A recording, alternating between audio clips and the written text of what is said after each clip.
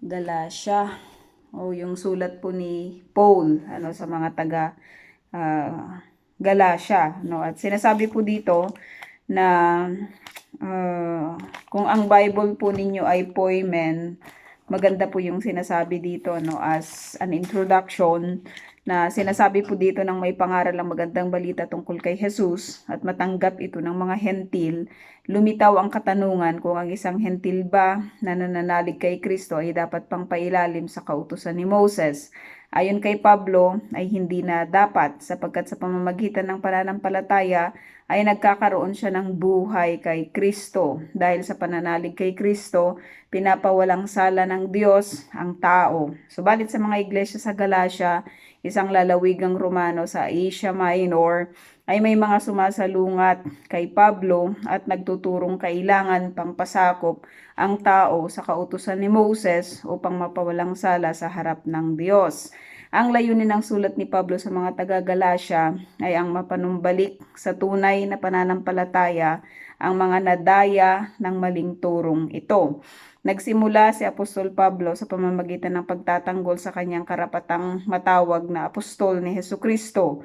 Binigyan niya ng diin na ang pagkatawag sa kanya bilang apostol ay nagbuhat sa Diyos at hindi sa tao. At ang kanyang misyon ay sa mga hentil. Pagkatapos nito, ipinaliwanag niya na sa pamamagitan ng pananampalataya magiging kalugod-lugod sa Diyos ang tao. Sa mga huling kabanata ay pinapakita ni Pablo na ang pamumuhay Kristiyano ay bunga ng pag-ibig na nagmumula sa pananalig kay Kristo. So kung titignan natin mga kapatid, ito po ay 6 lang po na chapter. Pero punong-puno po ito ng mga katuruan, no, katulad ng iba kong mga letters nitong si Paul ng patungkol po sa Panginoong Hesukristo. At mula po sa nabasa po natin na introduction po nito ay may mga nadaya ng mga katuruan patungkol po sa pananampalataya, patungkol sa kaligtasan, kung kaya makita po natin na i-address po ito ni Paul sa kanya pong letter dito po sa Galatia, no? At sa modern time po, ang lugar po na ito ay sa modern Turkey, sa Turkey, no? At malapit lang po dito, no? At mula po dito po sa mga sulat po ni Paul, 13 letters. Yung ginawa po ni Paul na nasulat dito po na na-compile po dito po sa New Testament. At ang pinaka una na missionary, nag-mission po siya, nag-mission po itong si Paul nung tinawag po siya ng Panginoon for this job, ay ang una po niyang pinuntahan ay ang Galatia, or yung dito po sa area po na ito ng Galatia. Hindi lang siya iisang church, kundi ito po ay area, ito po ay lugar na kung saan ay nagminister po itong si Pablo. At titignan natin yung binanggit po dito sa sa introduction, ano ba yung problema, nakita natin. Sinabi dito na i-defend ni Paul yung kanya pong apostleship, yung kanya pong pagkatawag, yung kanya pong ministry, kasi marami pong sumasalungat. 'Di ba? May mga sumasalungat po sa kanya, patungkol sa doon po sa law, doon sa law ni Moses, kahit naman saan pumunta itong si Paul ay may mga ganung mga bagay. Pero iba po yung dito po sa Galatia. At titingnan natin verse 1 ng Galatians chapter 1. Sabi po dito, mula kay Pablo na hinirang na apostol. So from his letter, 'di ba, yung pasimula po ng kanyang letter ay sinasabi po niya the same as with his other letters, na sinasabi po niya binibigay po doon yung kanya pong authority, sino ba siya, ano ba yung pangalan niya, sino ba yung sumulat na ito. Sinasabi po dito na ang pangalan po niya ay Pablo, at hindi lang siya kung sino man, kundi siya po ay hinirang na apostol, 'di ba? At kung titignan natin, 'di ba may 12 apostle itong si Jesus, no? At nakita po natin na nag-fail po itong si Judah, pinalitan po siya, 'di ba, ng isa pong tao na kung saan ang requirements po kasi nila, mababasa po natin yan sa sa Acts, ay dapat na kita po niya yung risen Lord, no? At siya po ay may kasama po nila sa pananampalataya, no? So pinalitan po siya. At kung titignan po natin, 'di ba? Kasi maraming nagko-question dito kay Paul eh. Una sa lahat, hindi niya nakasama ang Lord. 'Di ba? Sa ministry ng mga apostles ay hindi po siya kasama, no? Hindi siya kasama doon sa 3 years na schooling, 'di ba, ng mga apostle, no? Sa Panginoong Jesus. Kung ang requirements ay nakasama ng Panginoong Jesus sa pagiging apostle, at the same time ay nakita po niya yung risen Lord, bagsak itong si Paul. Kasi hindi siya present during that time.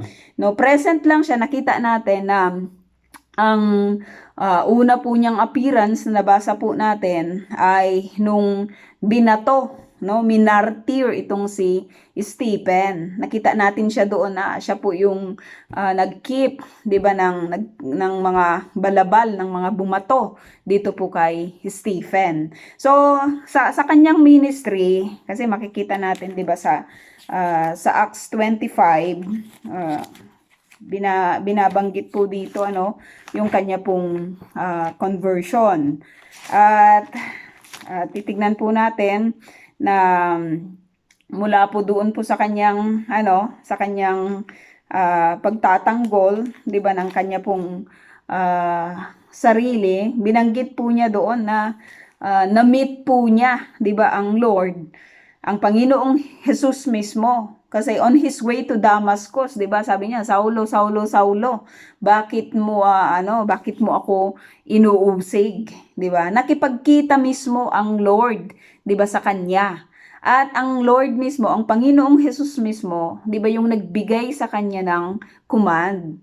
At sino po yung nagturo sa kanya? Hindi po yung mga apostles, 'di ba? Nakita natin all throughout ministry of Paul, nakita po natin na hindi po siya nag-aral patungkol sa Panginoong Jesus sa mga apostles or sa mga other Christians, kundi talagang sinabi po niya sa kanya pong testimony na pagkatapos po niyang ma-meet ang Panginoong Jesus doon po sa road ng Damasco, 'di ba, stay po siya ng ilang araw doon po sa Damasco, at pagkatapos nun ay nagpunta po siya, 'di ba, sa Arabia for 3 years. 'Di ba? Nandun po siya, sa ano pong ginawa niya doon.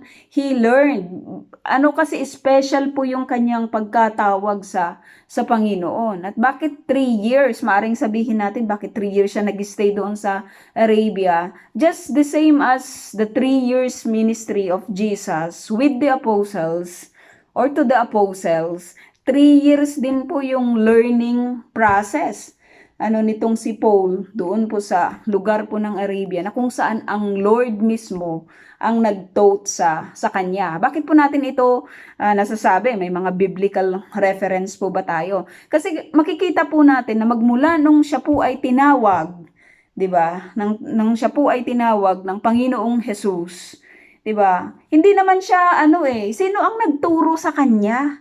'Di ba? Nag-preach po siya after 14 years, bumalik po siya sa Jerusalem kasi gusto niyang makipagkita 'di ba, dito po kay Peter. Pero grabe na yung kanyang preaching, grabe na yung kanyang ginagawa, grabe na yung pagpapakilala niya, 'di ba, sa Panginoong Jesus, no? Grabe na yung kanyang grabe na yung kanyang stand, and Peter even acknowledges it in his letter, in his second letter, na makikita po natin na in-acknowledge po, kinumand po, itong si Pablo regarding doon po sa kanyang stand. So, sa kanyang mga testimonies, kung papaano po siya minit ng Panginoon, kung papaano po siya tinuruan po ng Lord. Kasi may mga, 'di ba, may mga nawawala pa siyang mga letters, no? At maaring doon ay kanya pong naisulat, 'di ba, yung patungkol po sa naging buhay niya doon po sa lugar na kanya pong pinuntahan, pero hindi po yun naging available, 'di ba, sa bawat isa po sa atin. At marami pang mga kasulatan, no, nung tungkol sa Panginoong Hesus na hindi rin po naging available po sa atin. Pero kung ano po yung meron po tayo, ay makikita po natin na ito po ay may kasapatan sa atin pong pagkakilala, sa lahat po ng mga bagay na nais po nating malaman, 'di ba, patungkol po sa Lord. So binagdidiinan po niya dito na hinirang po siyang apostol. 'Di ba? Importante po 'yon sa pagdeal po niya ng mga mga false people, false teachers, 'di ba? Yung mga sumasalungat po doon po sa kanyang integrity. Kasi kung gusto mong sirain yung tao, sirain mo yung kanyang integrity. Kung gusto mong sirain yung kanyang sinasabi, sirain mo yung kanyang integridad. At ganun po yung ginagawa ng mga sumasalungat, sa kanya, Sinasabi po nila na ano ba naman yan si Paul, 'di ba? Kasi hindi naman yan apostle. Bakit ninyo siya pakikinggan? 'Di ba? Maaring may mga nagsasabi ng mga ganung mga bagay. Kasi pagdating doon po sa kanyang authority, 'di ba? Kailangan makita at ma-establish po sa bawat isa po sa atin that he has also that authority na katulad po ng mga apostles, Kasi mismong ang Panginoong Hesus nakipagkita po sa kanya, he has seen the risen Savior, na-receive po niya yung command ng Lord sa kanya, at the same time, tinuruan po siya mismo ng Lord, katulad ng pagtuturo po niya sa mga 12 disciples, sa mga kahit doon po sa pumalit dito po kay Judas. At sinasabi po dito sa verse 1 na hindi ng tao o sa pamamagitan ng tao, 'di ba? Importante po 'yon, na yung kanyang apostleship, yung kanyang authority ay hindi galing sa tao at hindi ginawa ito ng tao. 'Di ba? Maraming tinatayo, tao po yung nagtatayo Pero iba dito po kay Paul, At kung ganun man yung sasabihin, itinayo yan ni Peter, itinayo yan ni So mas pakapakinggan natin yung si Peter. Kasi itong si Paul, kung titignan natin yung kanyang history, sino ba siya? 'Di ba? Paano siya magiging apostle ngayong siya ay persecutor ng church? 'Di ba? Marami yan mga ipinabilanggo, marami yan mga ipinapatay, marami yan mga pinahirapan. So, marami pong mga mga maaring sabihin natin na negative, 'di ba? Na maaring sabihin dito po kay Paul. 'Di ba, kahit naman po tayo mga kapatid minsan, ang tinitignan ng mga sumasalungat sa atin ay yung dating tayo, 'di ba? Hindi yung bagong binago, 'di ba, ng Panginoon. Yung may susumbat sila, 'di ba, sa atin pong paglilingkod. Kasi they know us, 'di ba? They knew us from before, 'di ba, na mga buhay po natin. At ganito po yung mga pag-aatake na ginagawa po ng mga sumasalungat, 'di ba, dito po kay Paul. At sino ba yung mga sumasalungat na ito? 'Di ba? Yung mga Hudyo, 'di ba? Yung mga Hudyo din. Sinasabi po ba natin dito na ito bang mga Hudyo na ito ay nananampalataya din? Oo, nananampalataya mananampalataya din sila sa Panginoong Hesus. Pero hindi nila maiwan-iwan yung sinasabi pong batas. 'Di ba? Yung sinasabi pong batas. 'Di ba ganyan din sa ating mga Kristiyano? Kristiyano na tayong naturungan, 'di ba, minsan. Pero ang dami pa nating mga traditions, 'di ba, na ipinapataw sa ating pong mga sa ating pong mga shoulders. At yun po yung ini-execute natin. 'Di ba, sa church ganito dapat yung gagawin natin. Ito dapat kasi dun sa church namin ganito, dun sa ano namin, ito maganda, ito maganda. Ang daming mga suggestions minsan, 'di ba, na minsan kapag hindi po napagbibigyan ay nagiging dahilan po ito, 'di ba, ng kanila pong paglalaylo, 'di ba, sa gawain, no? Pero makikita po natin dito na yung pagkatawag po nitong si Pablo, sabi niya hindi ng tao o sa pamamagitan ng tao, kundi sino ang tumawag sa iyo, Paul? Si Jesucristo. Si Jesucristo, no? At ng Diyos Ama na muling bumuhay kay Jesus. Kasi kung titignan mo, 'di ba? Walang po pwedeng magpabago kay Paul. 'Di ba? Napaka alam mo 'yon, yung talagang kung pagdating sa goal, 'di ba? Napaka-determinado po niya. 'Di ba? Napaka sigasig niya. At sinasabi din naman niya 'yan, no, sa kanya pong mga letter. Kumbaga nag-excel siya doon po sa kanyang mga kasabayan sapagkat grabe po yung kanyang commitment, 'di ba? Sa pananampalataya na kanya pong nakagisnan, or kanya pong yung kanya pong dating kalalagayan, no? Grabe po yung kanyang persistence. Grabe po yung kanyang commitment. At maganda po yung kanyang status, maganda po yung kanyang kalalagayan. 'Di ba? Malapit siya doon po sa mga kinikilalang mga tao, 'di ba? Pagdating po sa kanilang kapulungan, 'di ba? Makikita natin that sabi nga na may letter siya, binigyan siya ng letter, nagawin niya kung ano yung gusto niya doon po sa mga sasalungat, doon sa pananampalataya na alam niya, 'di ba, na ito yung totoo, 'di ba? Talagang ipinaglalaban po niya 'yon. Maganda yung kanyang kalalagayan. He has also the seat to vote. 'Di ba, doon po sa Sanhedrin na sinasabi. Kaya maganda yung kanyang kalalagayan. Sino ang po pwedeng magpabago dito po kay Pablo? Hindi ng tao, 'di ba? Pero noong na-meet po niya ang Panginoon, ang mismong Lord kasi yung na-meet niya 'di ba? Sa mga Kristiyano, mga kapatid, na hindi talaga totoong nakaranas, 'di ba, ng pag-ibig at pangungusap ng Diyos sa pamamagitan po niyang kanyang mga salita, automatically yan, hindi totoo yung kanilang commitment. Kapag emotion ka nag-base, 'di ba? Magcre-create ka lang ng mga false converts. Pero kapag totoo po yung pagkakilala sa Panginoon, totoo na naniwala sa salita ng Lord, ito po yung mga tao na kadalasan sila po yung totoong nagko-commit, 'di ba, sa gawain. Kasi they understood kung ano po yung kanila pong tinatanggap, 'di ba? Kaya importante po yung pag-aaral sa salita ng Panginoon kasi dito natin siya nakikilala, no? Lagi po natin 'yon inuulit-ulit. Kasi dapat ito yung binibigyan halaga, yung salita ng Diyos. 'Di ba? Kasi dito natin siya makikilala. How can we worship Him kung hindi natin alam yung worship na nais niya? 'Di ba? How can we serve Him kung hindi natin alam kung paano yung paglilingkod na nais niya? So, importante po yun, no? At sinasabi po dito, sino yung tumawag sa kanya? Si Jesucristo at ng Diyos Ama. Sabi niya na bumuhay kay Jesus. At mula sa lahat ng mga kapatid na kasama ko, pagbati sa mga iglesia sa Galacia.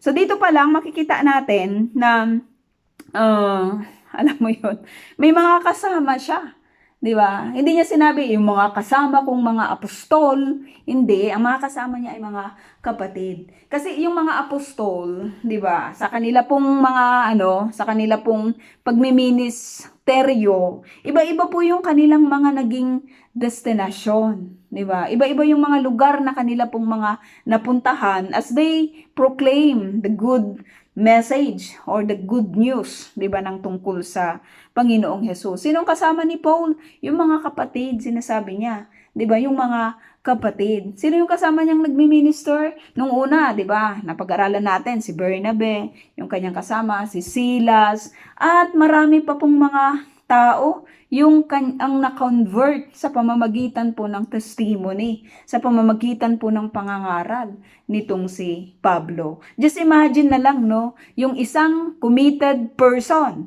yung talagang totoong committed. Grabe po yung kanyang nagagawa. 'Di ba? Grabe po yung pwedeng gawin ng isa, yung talagang totoong committed, yung totoong commitment, 'di ba, sa Panginoon. Just like the commitment na meron po itong si Paul, no. So may mga kasama siya na mga kapatid. Hindi po siya nawalan. Alam mo, kung totoo kang naglilingkod sa Panginoon, hindi ka mawawalan ng mga makakasama. 'Di ba? Ng mga makakasama mo sa ministry. Yung talagang tutulong sa iyo. Yung talagang ipapadala ng Lord, 'di ba? Na makakasama mo sa gawain ng Panginoon. And sometimes we have misunderstanding, no, regarding sa ministry, no, as a part of our human humanness, 'di ba? Pero ang nakakatuwa po kasi kahit si Paul, 'di ba, tsaka si Bernabe, hindi rin sila naging ligtas, no, pagdating po sa mga pagtatalo, no, at sa mga minsan mga disagreements, ay normal lang po ito, mga kapatid. Pero ang pinaka-ground po natin is the love na meron po ang Diyos. Hindi yung love natin, kasi nagfi-fail tayo yung love ni God, 'di ba? Yung laging nagbabind, 'di ba? Sa bawat isa po sa atin, no? So may mga kapatid na nakakasama po siya at binabati po nila, sabi dito, yung iglesia sa Galacia, no? Sabi dito, sumainyo nawa ang kagandahang loob at kapayapaang mula sa Diyos Ama at sa ating Panginoong Hesu Kristo. No, yun po yung kanyang introduction. So mainyo nawa ang kagandahang loob ng Diyos. No, sinasabi naman niya ito, no, sa kanyang mga other letters. Inialay ni Hesukristo ang kanyang sarili para sa ating kasalanan ayon sa kalooban ng Diyos Ama upang mahango tayo sa kasamaang naghahari ngayon sa sanlibutang ito. Purihin ang Diyos magpakailanman. Amen, sabi niya. So that is his introduction. Makikita natin na walang mga commendation, no? Hindi niya sinabi na kayong mga taga-Galacia na masigasig, kayong mga taga-Galacia na mabait, kayong mga taga-Galacia na laging handang tumulong. Wala siyang mga ganong mga binabanggit. Di ba? Wala. Unlike sa mga other letters niya, nagbibigay siya ng mga commendations, 'di ba? Nagbibigay po siya ng alam mo 'yun, ng acknowledgement, 'di ba, doon po sa ginagawa ng iglesia po na ito, or yung grupo po ng mga iglesia na nandoon sa Galatia. Pero wala tayong makikita. So there is something wrong in these churches. Merong problema dito po sa church na ito, at nakita nga natin kanina doon po sa introduction. Kasi agad-agad ang bungad niya, 'di ba? Yung foundation ng lahat ng bagay, yung kagandahang loob ng Diyos, yung kapayapaang mula sa Diyos, at bungad niya kaagad si Hesukristo, 'di ba, na siya po yung inalay, mga kapatid. Hindi nagpakamatay ang Panginoong Hesus. Inuulit po natin ito. Hindi siya nagpakamatay. Kasi kung sasabihin mong nagpakamatay siya, baka mamaya may mga suicidal dyan na nakakarinig. Oh, nagpakamatay pala si Jesus, magpakamatay din ako. 'Di ba? Importante po yung wordings. 'Di ba? Hindi po siya nagpakamatay. Namatay, that is the right word, or kaya inalay, 'di ba, yung kanyang buhay Pero wag po nating gagamitin yung nagpakamatay. 'Di ba? Hindi siya nag-suicide, mga kapatid. Hindi siya nag-suicide. Hindi siya nag-suicide. 'Di ba? Namatay po siya. Inalay po niya yung kanyang buhay, no? Wag natin yung gagamitin kasi baka magiging access pa ito ng mga may mga suicidal na na mga pag-iisip. 'Di ba? Sasabihin, si Kristo nga nagpakamatay di magpapakamatay din ako. Hindi 'yun maganda, no? Sabi dito, inialay ni Jesucristo ang kanyang sarili para sa ating kasalanan ayon sa kalooban ng Diyos. Ito po yung kalooban ng Diyos. Ang Diyos mismo yung nag-initiate, 'di ba, ng mga bagay po na ito para, alam natin ito, it's very basic, pero ito po yung binabanggit ni Paul dito po kasi ito po yung sinasabi natin pinaka-basic, pero ito po yung pinaka-importante na malaman po natin. We enjoy the freedom just because of God who gave us. 'Di ba? Who gave us Jesus Christ. Siya po yung mismong nagbigay nito, no? At sabi dito, purihin ang Diyos, sabi niya, sa introduction niya, verse 6, sabi niya, nagtataka ako.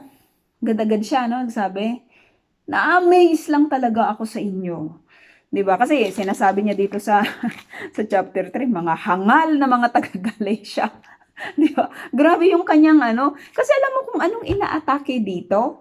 'Di ba? Yung tungkol sa gospel at tungkol sa kaligtasan. Importante kay Paul yung lahat ng mga bagay na ito. Kasi without it, how can we know the salvation na ino-offer po ng Panginoong Jesus? So grabe po yung kanyang grabe yung kanyang pag-respond sa problema po na ito. Minsan may mga problems na hindi natin masyadong pinapansin. Pero si Paul, lahat ng problema, kapatid, ina-address po niya. Kasi kapag pinabayaan mo, kahit sasabihin mo, konti lang naman na problema yan, lalaki yan. 'Di ba? Magugulat ka na lang, laki-laki na pala ng sakop nito. Hindi. Every problems, we need to deal. 'Di ba? Kailangang i-address ito. Kung light yung problem, di light din yung dealing. Huwag nating ipagpapaliban, 'di ba? Lahat dapat hindi yung alam mo kung time will heal. Hindi ako naniniwala kasi hayaan mo na lang mawawala din yan as times goes by. Hindi totoo 'yun. Kasi kung time will heal, di sana nagkasundo na yung mga mga naglalaban-laban dito. 'Di ba yung mga lahi na naglalaban yan, tagal-tagal na, ilang taon na, 'di ba yung na time will not heal. Hindi talaga yan mag-heal. Alam mo, siguro lang, pero the moment na yan uusbong ulit yan, 'di ba? Kapag may nakanti ka, 'di ba, uusbong. Kaya ang the best na solution in every problem, alam ni Paul ito, dinidil po niya yung lahat ng problema. As he addresses the letters, 'di ba? Makikita natin every letters, ang dami po niyang mga dinidil na problema. Lalong-lalo na ang Corinthians. Ang dami-dami po nilang problema, So sabi dito, nagtataka ako kung bakit kay dali ninyong tumalikod sa Diyos. Yun pala yung problema. Itong Galatia na ito, itong mga taga-Galatia na ito, ay tumalikod na sila sa Diyos. At masakit ito sa isang leader, 'di ba? Iyan pa naman yung una kong pinuntahan. Nagpagal ako diyan, 'di ba? Na parang nawala lang lahat ng ginawa ko. Nawala lang lahat yung mga pagpapagal ko, pagpupuyat ko, 'di ba? Pag ko sa inyo, pag-abot ko sa inyo, pagsasakripisyo ko, nawala. 'Di ba? Dahil ang dali, sabi niya, ang dali naman ninyong tumalikod sa Diyos, mga taga-Galatia. 'Di ba? Nagtataka lang talaga siya. Bakit? Anong nangyari? 'Di ba? Bakit ang dali-dali ninyong tumalikod sa Diyos? At sinasabi po din niya na tumawag sa inyo sa pamamagitan ng kagandahang loob ni Kristo. At dito sa word na ito, mga kapatid, 'di ba? Alam po natin na, alam mo yung pagkakilala po natin sa Diyos, yung pagkatawag po natin sa Diyos, it is because of the grace of God. Kasi kung hindi niya ito ibinigay, alam mo kung hindi niya i-open yung ating understanding, 'di ba, yung ating puso na malaman siya. Kung hindi tayo do-draw ng Father, sinabi ni Jesus yan eh, ang Father yung nagdo-draw ng mga tao sa Kanya. Ang Father ang nagbibigay ng mga tao sa Panginoong Hesus. Kasi kung hindi niya yun gagawin, hindi tayo makakakonekta sa Panginoong Hesus. Maaring desisyon mo lang, di ba na makilala, tanggapin siya, pero hindi magiging solid yung iyong foundation kapag hindi ang Diyos ang mismong nag-direct sa'yo, di ba, sa Panginoong Hesus. Did you ever remember kung papaano po ninyo nakilala ang Panginoon?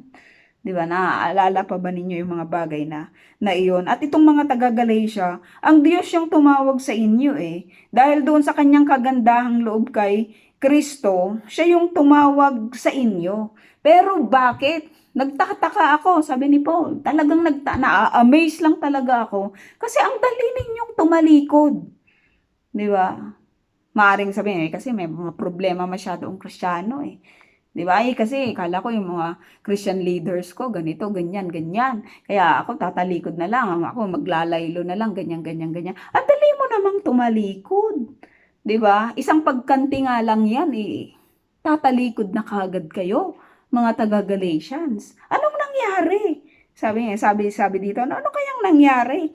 Sabi niya dito, at kayo, ano bang ginawa nyo mga taga-Galatian? At kayo'y bumaling agad sa ibang magandang balita. Yan ang problema eh. Bumaling sila kaagad sa sinasabi pong magandang balita. May nagturo sa kanila na hindi, ito yung magandang balita. Hindi yung tinuturo ni Paul. Eh, sino ba naman si Paul? Gusto lang niyang sumikat sa mga hentil. Yan si Paul, ano yan? Wanted yan sa Jerusalem. Yan si Paul na persecutor ng mga Christians, 'di ba? Hindi. Mas maganda itong offer namin. Mas maganda itong sasabihin namin.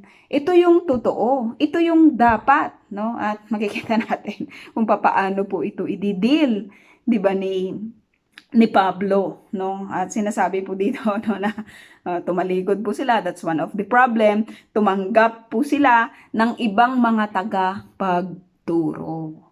Tumanggap sila ng ibang mas maganda eh, yung talagang alam mo yun, yung talagang natutuwa sila doon sa sinasabi, 'di ba, may mga preacher na ganoon eh, puro na lang comedy.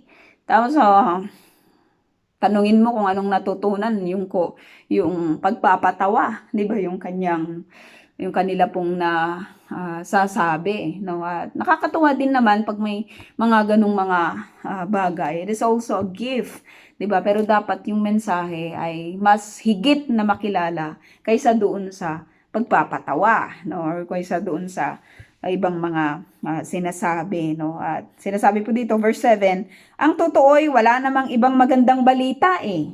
Wala, sabi ni Paul, walang ibang magandang balita. At may sinasabi din siya na kung sino man ang mag-preach sa inyo ng ibang balita na katulad ng aming unang itinuro sa inyo, sumpain ang taong iyon. Sinasabi yun, no, ni Pablo, no. So, sabi dito, kaya nga lamang may mga nanggugulo sa inyo at nagsisikap na baguhin ang magandang balita ni Kristo. Yun yung problema. Pero very light pa rin yung kanyang pag-address, no? Kasi sinasabi niya na tumalikod na kayo, tumanggap na kayo ng ibang magandang balita, di ba? Pero tinitignan po ito ni Paul na, alam mo, mga taga-Galatians, ginugulo lang kayo ng mga yan eh. Wala namang ibang magandang balita. Wala. Yung mga ibang mga balita na sinasabi po nilang maganda, hindi yon totoong magandang balita. Mga fake yon, no? Ang sinasabi po dito, mga fake yun, hindi yon totoo. Hindi kayo dadalihin nito sa totoong relasyon, 'di ba, sa Panginoon. At tignan natin, no, how preachers today preach yung tungkol sa sinasabing good news. Paano po ba yung ginagawa po nila?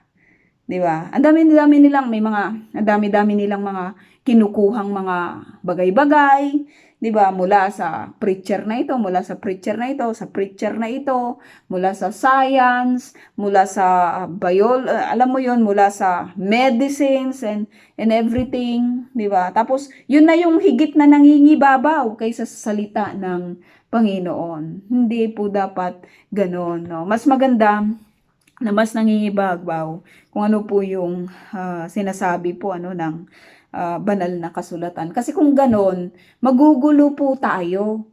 'Di ba? Kung magre-research tayo sa Google, magugulo lang yung isip natin. Kasi ginagamit din yan ni Satan upang lituhin ang tao. Bakit sinasabi ng Christian pa naman ito, ganito yung stand niya? Bakit ito, ganito rin? Bakit itong mga Muslim na ito, sinasabi nila na hindi totoo yung Biblia and everything? Magugulo ka lang. So just focus on the scriptures, no? Importante po 'yun kasi kung magugulo ka, remember that God is not a God of confusion, no? Hindi po siya Diyos ng kaguluhan. Create po ang Bible for us to understand Him, for us to know Him. Kaya hindi tayo dapat naguguluhan, no? At baguhin. Kaya ingat na ingat tayo sa mga preachers, 'di ba? Ang dami naman po pwedeng kuning preachers.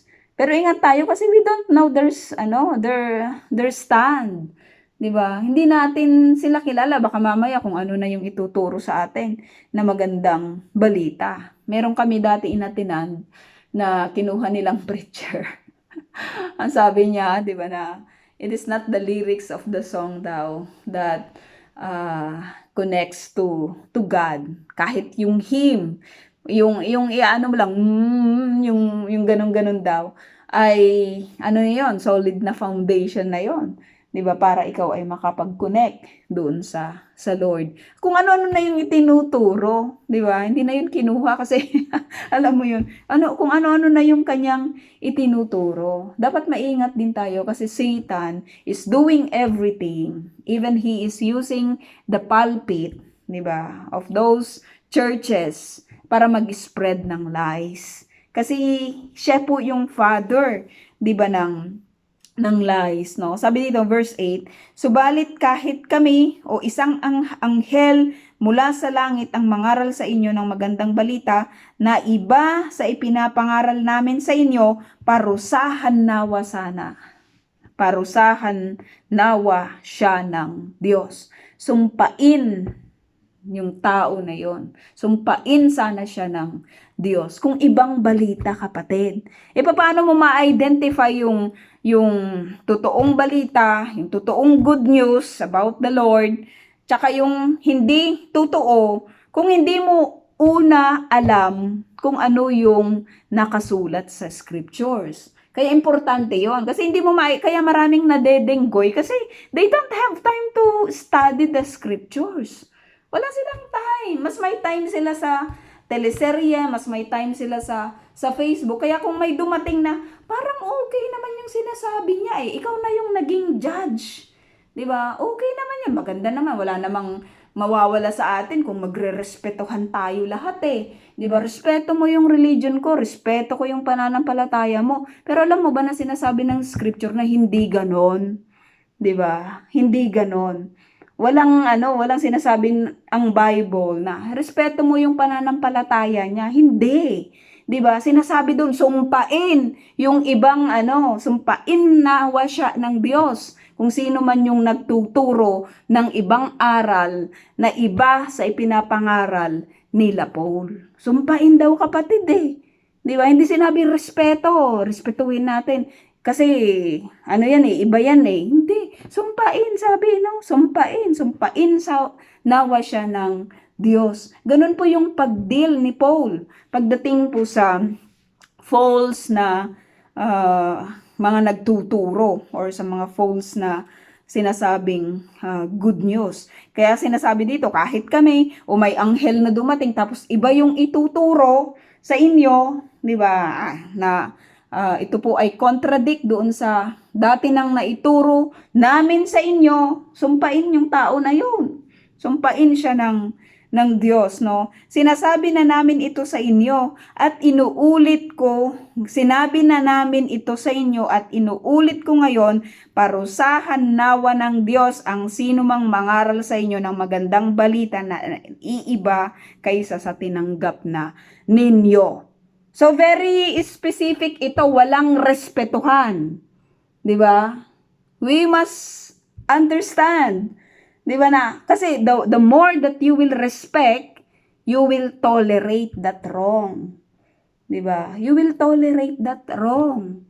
Mali na, papunta na sa hell yung tao na yun dahil sa pinaniniwalaan niya. Pero just because you wanted to respect that, hahayaan mo na lang siya. That means to say that you don't love that person. Kasi papunta na siya sa hell. Alam mo kapatid, mahirap ito. 'Di ba? Mahirap ito. Lalong-lalo na kung ang member ng ating mga family ay iba ang pananampalataya, 'di ba?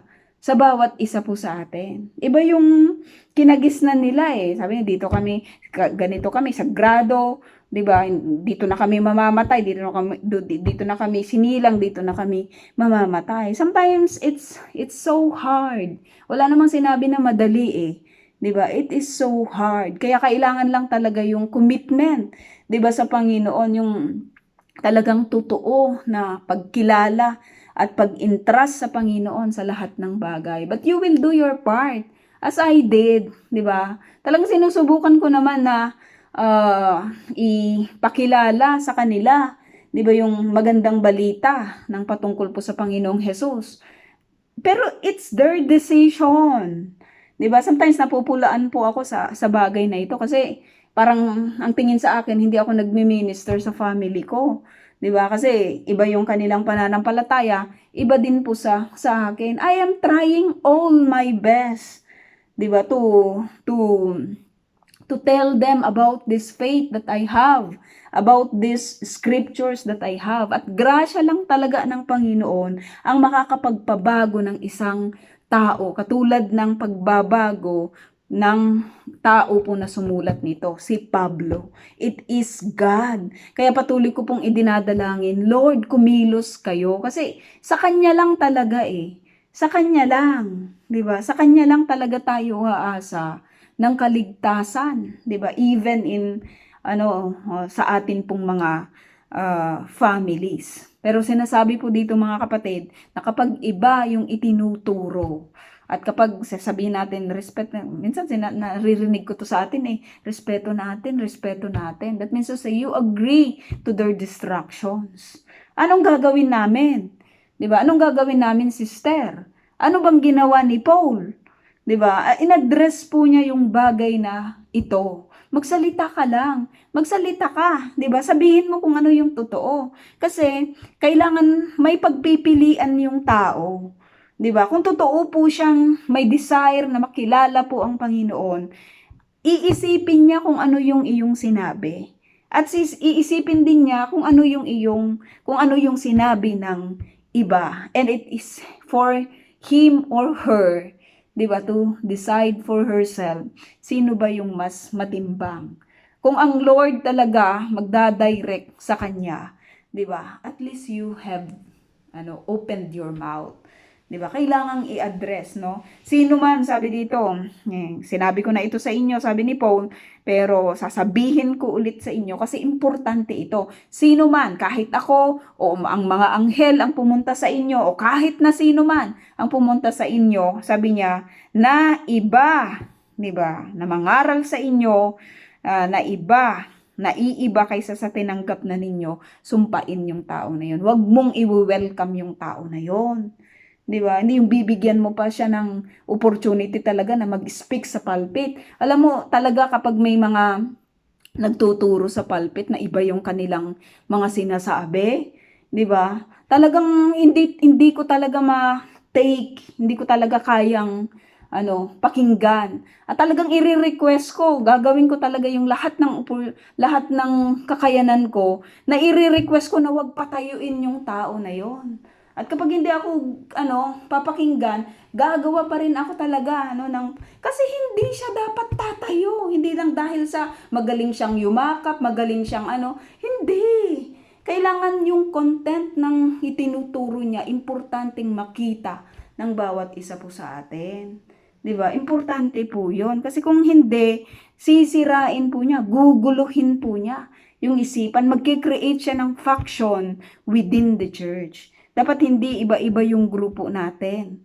'Di ba? Iisang grupo lang tayo, no? Yung sinasabing nagtitipon-tipon, hindi po mali din yung word na 'yon. Nagtipon kasi hindi naman tayo groups, 'di ba? Tinipon ng Diyos, 'di ba, sa lugar na iyon, no? Verse 10, bakit ko sinasabi ito? Sabi ni Paul, no?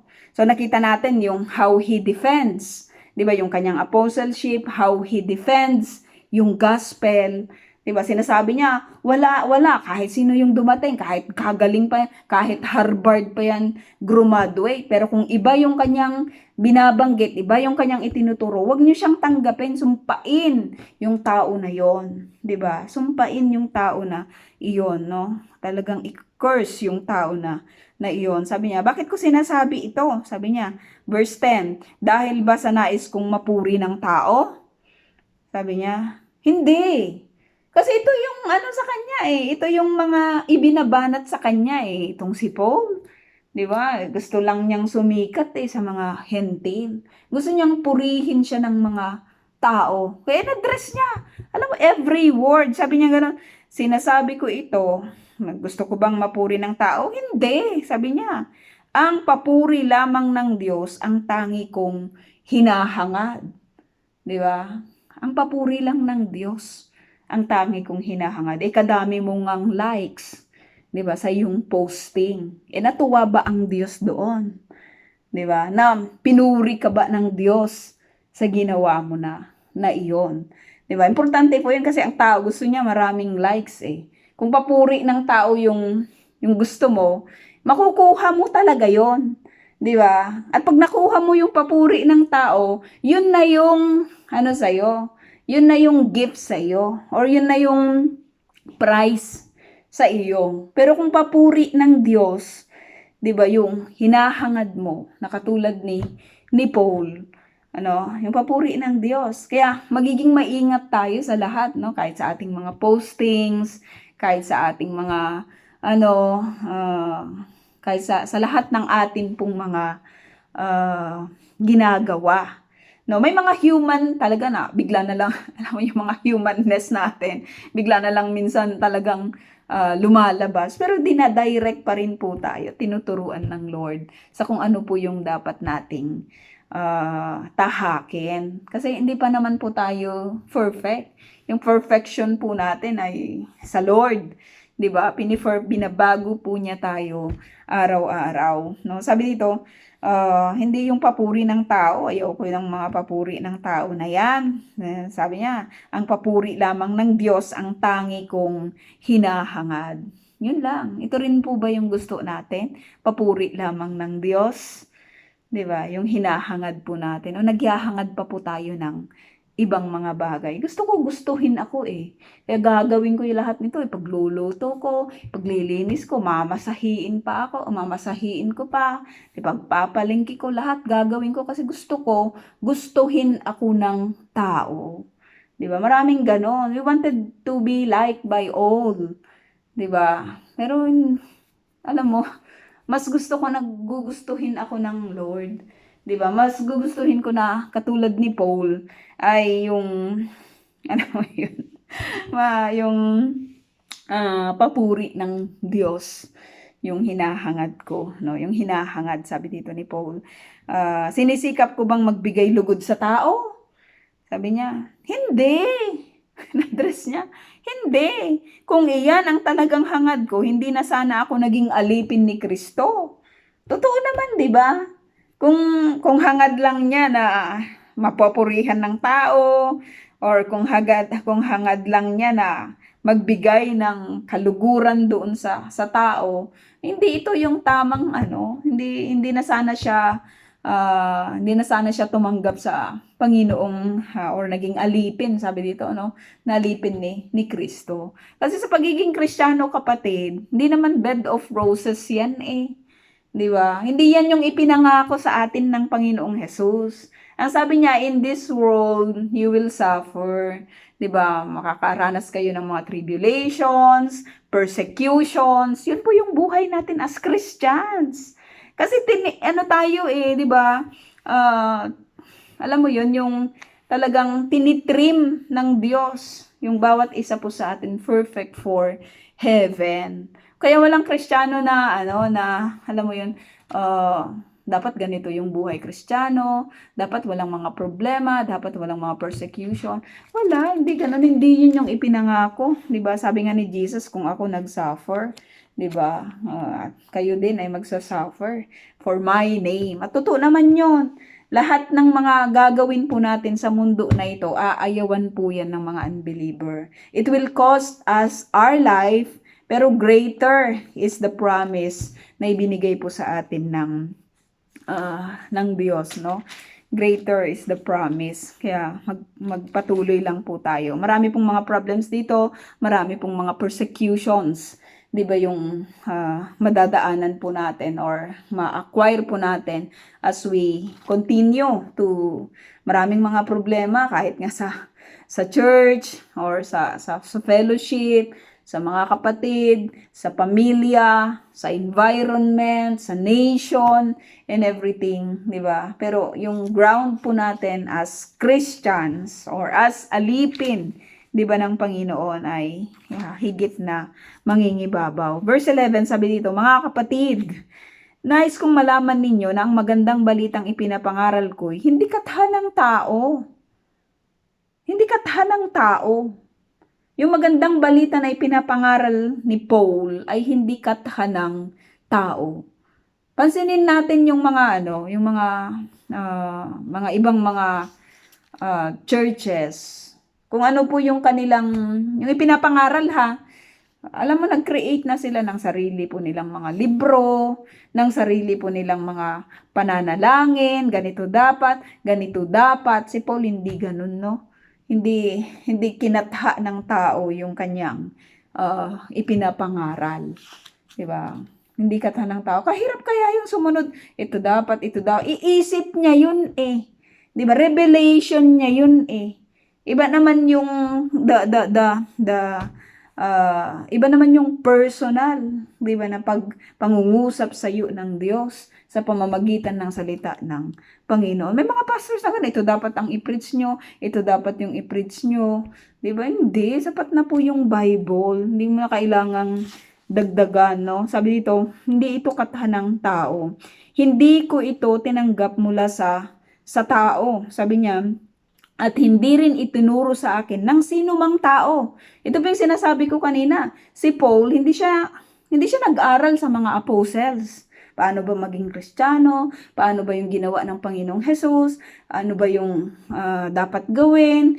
Paano ba hindi siya nag-aral sa kanila. At makikita po paano niya nasasabi yung lahat ng mga bagay na ito. Ang ganda-ganda ng kanyang mga sinasabi, ang ganda-ganda ng kanyang mga paliwanag, ang ganda-ganda kung paano po siya gumawa sa ministry. Grabe yung kanyang passion. Papaano niya nalaman ang lahat ng patungkol sa Panginoong Hesus kung hindi siya nag-aral, 'di ba, sa mga apostles or sa mga Kristiyano na nauna, 'di ba, sa kanya, kasi ang Lord ang unang nag-taught sa kanya, 'di ba? Si Jesus mismo yung tumawag sa kanya, siya rin yung talagang nagturo dito po kay Pablo. Kaya nga ito importante, mga kapatid, yung pag-aaral din natin personally, 'di ba, sa salita ng Panginoon. Kasi kung nag-aaral tayo, automatically kahit sa mga questions or sa mga answers na atin pong babanggitin sa atin pong mga ginagawa, 'di ba? Or sa atin pong mga gawain, it is always connected to the scriptures. Kasi nag-aaral ka eh. 'Di ba? Hindi yung out of the blue lang, 'di ba, yung atin pong mga sinasabi, no? Sabi dito, hindi ko ito tinanggap mula sa tao at hindi rin itinuro sa akin ng sinumang tao. Sino ang nagturo sa iyo, Paul? Sabi niya, si Jesucristo mismo ang naghayag nito sa akin. Ito na sinasabi ni Paul eh. Si Jesus mismo yung nagturo sa kanya for 3 years. The same as the apostles. Kaya kung may question sa apostleship, di ba? Ito po yung basihan. Di ba? At doon sa outcome, ano ba yung mga sinasabi nitong si Paul? Ano ba yung stand ni Paul? Is it the same with the stand na meron ang Panginoong Jesus? O nagko-contradict ba sa sinasabi ng Panginoong Jesus? Di ba makita natin na hindi? Di ba? Nakikita natin na hindi. Hindi ito nagko-contradict. At tama, no, yung kanya pong mga sinasabi, no? Kaya yung kanyang authority as being an apostle ay napapatunayan, 'di ba, ng mga bagay na ganito. Sa panahon natin ngayon, mga kapatid, wala nang mga apostles. Wala na. Maraming mga churches ang nagsasabi, si apostles, ito apostle, ito apostles. They don't really know kung ano yung scriptures.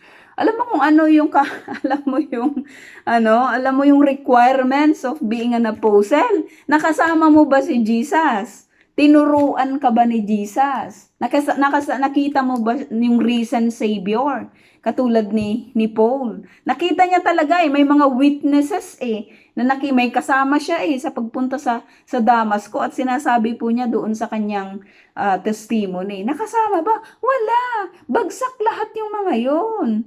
Di ba yung mga sa panahon ngayon na sinasabi nila si apostle ganito, si yung prophet na ganito. Hindi na yun sa kapanahunan natin. Hindi na po yun. Kasi yung pagiging apostle sa kapanahon na yun na ito na pinag-aaralan po natin ay ito po ay magba-validate doon po sa life and resurrection of Jesus Christ. Importante po yung kanilang role, 'di ba? Sa mga kapanahunan po na ito. At kung may magki-claim, apostle ako, that is a wrong false false teacher 'yon. 'Di ba? False teacher kasi hindi niya alam kung ano yung sinasabi, 'di ba, ng scriptures. May mga teachers, may mga teachers sa kapanahunan natin ngayon, 'di ba? May mga pastors. Yun po yung meron tayo ngayon, pastors and teachers, no? Sabi dito, hindi kaila sa inyo kung paano ako namuhay noon. Verse 13. Doon lang po tayo mag-i-end kasi patuloy po niyang i-defend yung kanyang pagiging apostol.